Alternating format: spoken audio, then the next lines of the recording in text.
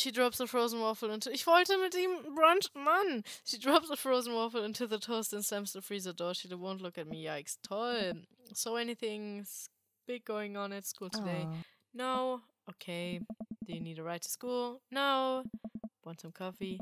Amanda pulls the toaster lever up and takes the still freezer burnt waffle out before it's finished cooking. I have to go. Amanda picks up a bag and storms out.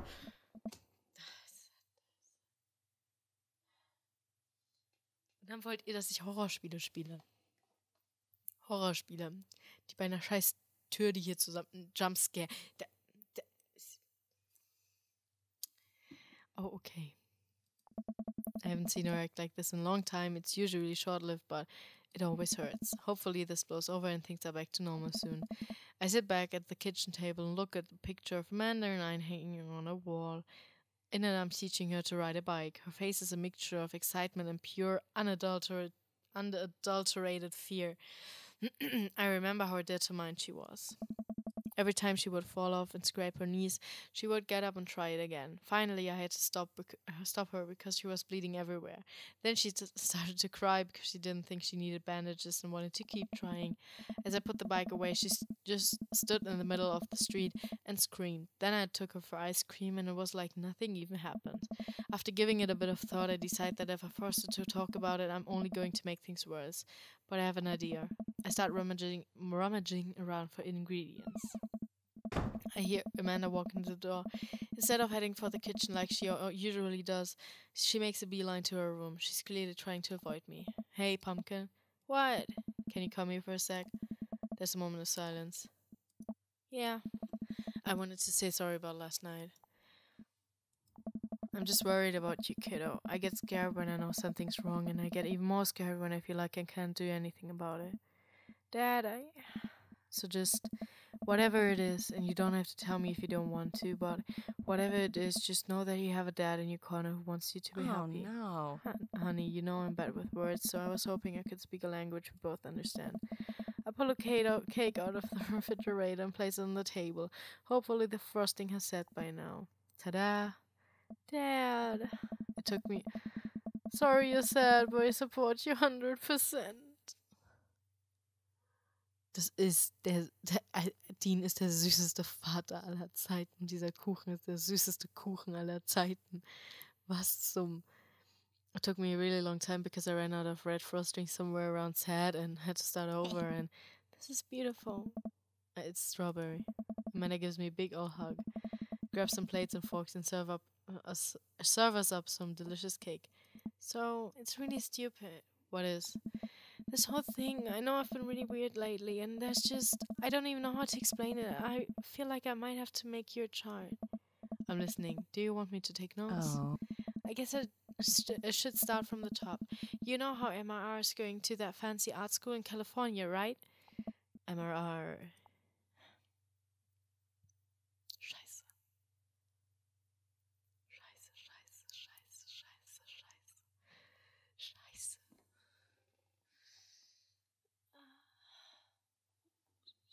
All right.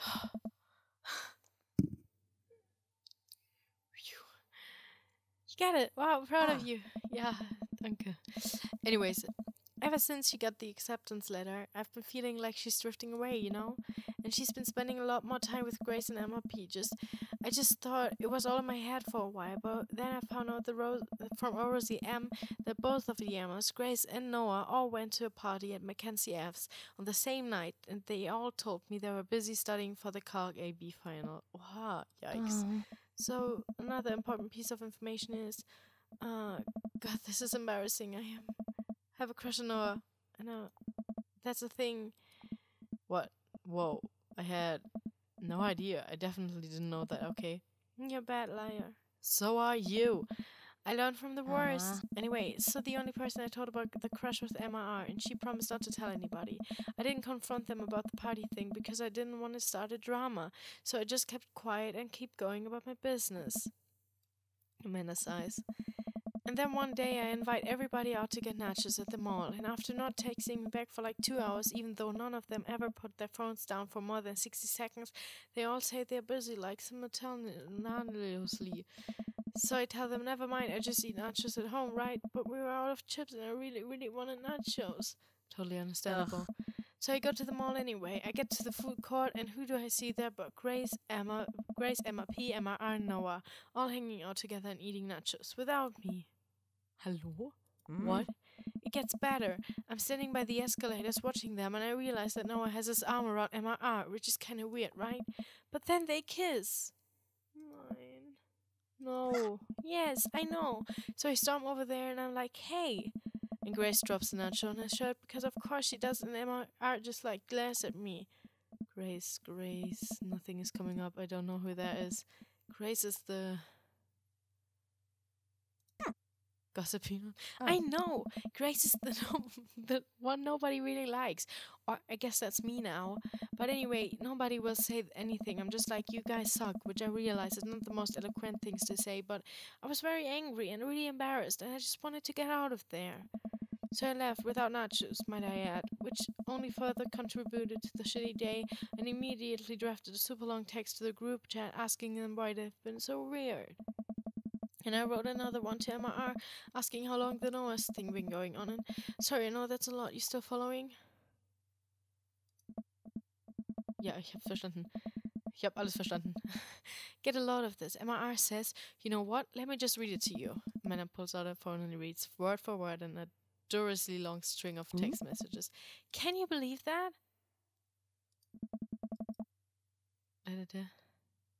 Oh. They were dating in secret for like months. So I told her that she's been a really terrible friend. And she's like, well, if you think I'm so terrible, then just stop being my friend. And I was like, okay. And then she left me on read. And then, wait, left me on read? What's that? Just keine Ahnung von Leuten heutzutage. Unfassbar. Or like, she saw my message and didn't reply. And I know, because there are red receipts. I don't know what red receipts are, but I'm just gonna nod and pretend I understand. Gotcha. So while this is all happening, I'm talking to MRP about how mad I am because she's at least being kind of reasonable. And I'm venting to her about how pissed I am at everybody and stuff. And then out of nowhere, Noah texts me and is like, how could you say that about me? And I'm like, say what about you? And he tells me that MRP sent screenshots of everything I told her to the group chat that I got kicked out of. Alright, I think you lost me at screenshots, but that definitely sounds bad. There's so much more, but honestly, it's all just really stupid teenager stuff. Das ist richtig kacke einfach. The bottom line is that everybody dropped me. Half of my grade hates me and now I have no friends. Amanda, I'm so sorry. I almost expected it from everybody else, but MRR's been there since Mom died. I can't believe she would just stab me in the back like that. I'm not even that mad that she's dating Noah. I'm just upset that she lied to me about it for so long. Amanda steps at the remains of the cake. Okay, I take it back. I'm kind of mad she's dating Noah. Like, what did I do wrong? Why did everyone just suddenly decide I'm not cool anymore? Why wasn't I though? I don't understand. And as mad as I am at everybody, like, I miss them, Dad. Amanda looks so dejected. I almost can't take it. What could I possibly say to help? Anyways, that's it. That's the whole sordid tale. Thanks for listening. Tune in next week for more hot gossip. Wow. I know it's pretty dumb. It's not dumb. No, it's a stupid thing to be upset over. Amanda, your feelings are real. Don't ever be mad at yourself for having feelings. I guess. Unless you've secretly been a robot who's been approximating human feelings this whole time. Dad, if I was a robot, I would have transformed into a monster truck a long, long time ago. But seriously, I know you probably don't want advice, but I feel like it's my duty as a dad to bestow upon you your few nuggets of fatherly wisdom. When you get older, you start realizing the sort of people you want to associate yourself with. Do you really want to surround yourself with people who would do something like that to their friend? It takes a lot of work to find and maintain meaningful friendships. It took me a long time to figure that out myself, and I wish I had learned it sooner. If the other person isn't putting the effort in to show you how much they care, it's not worth it. You're not beholden to being their friend. Ultimately, I think this says way more about the character than it does about yours, because you're amazing, and if they can't see that, well, that's their problem. I keep that in mind. I look down at the table. Did we just eat that whole cake? Yes, we did just eat that whole cake. Well, good talk. Amanda gets up to go to her room. Before she closes her door, she turns around. Hey, Pops. Yes. Huh. Thank you. You're always welcome. Love you, Amanda. I love you too, I Dad. love you too, Dad. Entschuldigung, das wollte ich... Okay. Also... Oh, was hat die denn für Welcome. Freunde? You've got dads.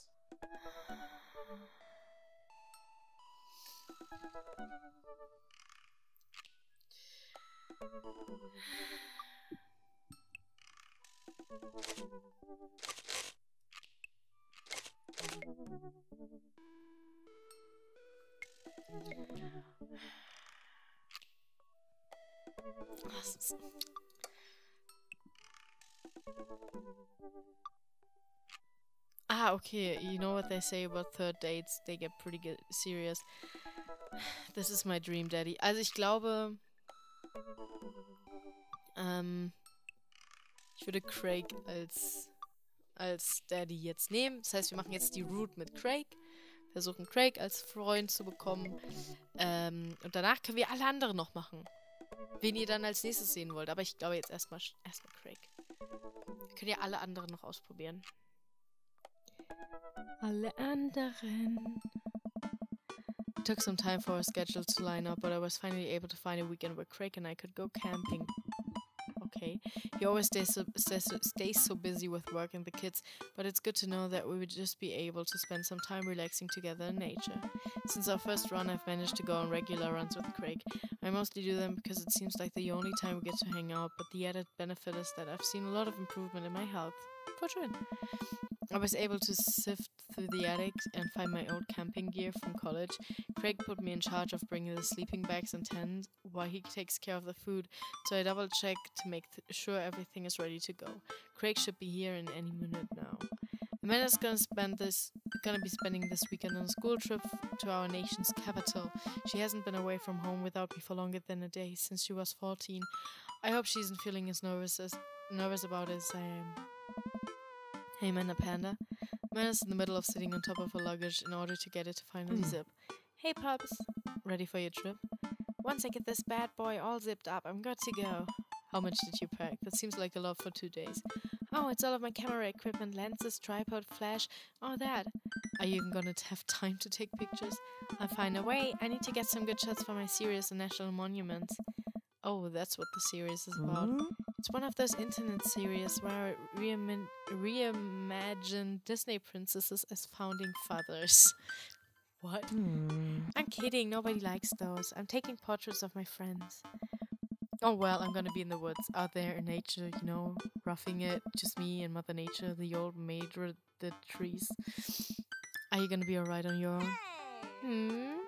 I'm not gonna have any signal out there. I won't be able to text or call you at all. Oh, it's alright. I'll be able to survive a couple of days without constant updates on who just got voted off International Haunted House Hunters. Well, I'll miss you. And for the record, Bradley was pushed down a flight of ornate stairs by a ghost. They were really beautiful stairs. Amanda finishes zipping up the big suitcase and lugs it next to the door of the bedroom. She turns around and gives me a big hug. Relax, Datron. I'm a big kid now. I can take care of myself. Besides, I get to share a room with Monica Sanders and 2 mom chaperones. The most trouble I could possibly get into is falling asleep with a tub of ice cream on me. Oh well, alright. Don't say anything, okay? Since you asked nicely, fine. Promise. I step outside, holding my bags behind me. Craig's already strapped some camping gear. Ja, hat River wahrscheinlich an Frau gegeben. On top of my modest but stylish car. He noticed me carrying my equipment and hurries over to take it from me. Such a gentleman. I almost had a case of the weapons there. Never fear, these muscles were made for picking up heavy things and putting them in other places. Remember, it's your weekend to relax, take it easy. I guess I can argue with that. Everything's good with Amanda. Yep, on her way to a school trip to Washington, D.C. What about your offspring? Already at Smashley's for the weekend. I'm ready to get my camp on. No, süß. I load the rest of my stuff into Craig's car and we get in. Yay! Oh no, what's wrong? I think I left my juicer plugged in. We gotta go back. Are you worried that someone's gonna break into your house and cold press some carrots? No, it's just... Just try to relax, man. Let the juice float away. Take all of your worries and bend them into pulpy good vibes. Craig takes a deep breath. Do we have anything to listen to? All I had at my place is a series of CDs that guide you through it has this word, an intense calisthenics workout. Do you want to listen to those? I'm just kidding. Craig hands me a thick case filled with CDs. Take your pick. I thumb through page after page of kids sing-along CDs. Oh yeah, Twinkle Twinkle Little Star takes me back. Keep going. I get to the end of the case to find, in very last slot, a blank CD with Craig's handwriting on it. DJ Kekstan's Mega Mix Volume 1. Made it just for the trip. I think you like it. Oh, süß. Oh. I pop into the CD into the car stereo, and it's like I'm immediately transported to our old dorm room. Hit after hit plays, and soon enough we both happily scream, singing the lyrics to each song as we fly down the highway. Oh, es ist so, weil die haben so eine Verbindung. Wisst ihr, was ich meine? Das ist halt so krass. Die sind so immer das ist so süß. The song was Carl's favorite. Carl, the third roommate. You brought that dog home one night and I couldn't pry you two apart. So we spent an entire semester fabricating a story about our foreign exchange student roommate who had a really bad cough that sounded exactly like a dog's bark. And then we had a room inspector. The RA was so suspicious of us but could never prove anything. And Carl was just under a blanket. Bless that pup's garage on the fire. Man, we did some dumb things back in college. So süß. The hours fly by as we belled out tunes in whatever non-existent key our voices register in. Soon enough, we're surrounded by lush trees and spectacular vistas of everything amazing that nature has to offer. It feels good to be back out here. Real good.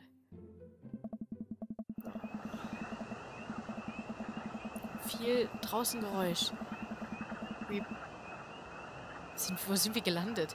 We park our car at the entrance to a familiar trail and load up our gear on our backs. So laut ist es selten draußen, and thankful that I've been working on my health over the past couple of weeks. Otherwise, I'd be dreading all the hiking that's about to happen. Craig looks intentionally at his phone. Everything alright? Yep, just had to fire off one last work email. Craig pockets the phone. Er hat's hier oben. And we start off on the trail. It's relatively easy, but I know I would have been huffing and puffing at this point if it weren't for all the murder sprints. I look around me and take in the tall trees and animal chirps. Everything okay back there? There's no reception note. It's a reception note here. Oh yeah, being out in the middle of nowhere will do that. I recognize the look of anxiety on Craig's face. But what if there's a problem? It'll be fine. Come on, bud. Who's a relaxed boy? I don't know. Craig. I'm a relaxed boy. That's my dude. No, we keep marching down the trail, but it seems like Craig is still worried. After a bit, he stops on the tracks. Maybe we should go back. We could find another campground that gets good cell phone reception. Craig, seriously, what's wrong? I mean, I'm just really nervous. My dad instinct is kicking in and my mind keeps conjuring up all sorts of worst-case scenarios. What if something happens to the girls? I don't have a signal. I would have no way of knowing. Let me tell you, the feeling never goes away, no matter how old your kids are. You just gotta remind yourself that they're in good hands. Craig doesn't say anything. I give him a reassuring punch on the shoulder. Try to remember why we came out here. The plan was to get away from it all and just focus on ourselves for this little trip.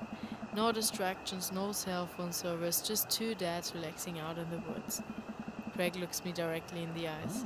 No distractions, no cell phone service, just two dads relaxing out in the woods. We're gonna have some fun this weekend.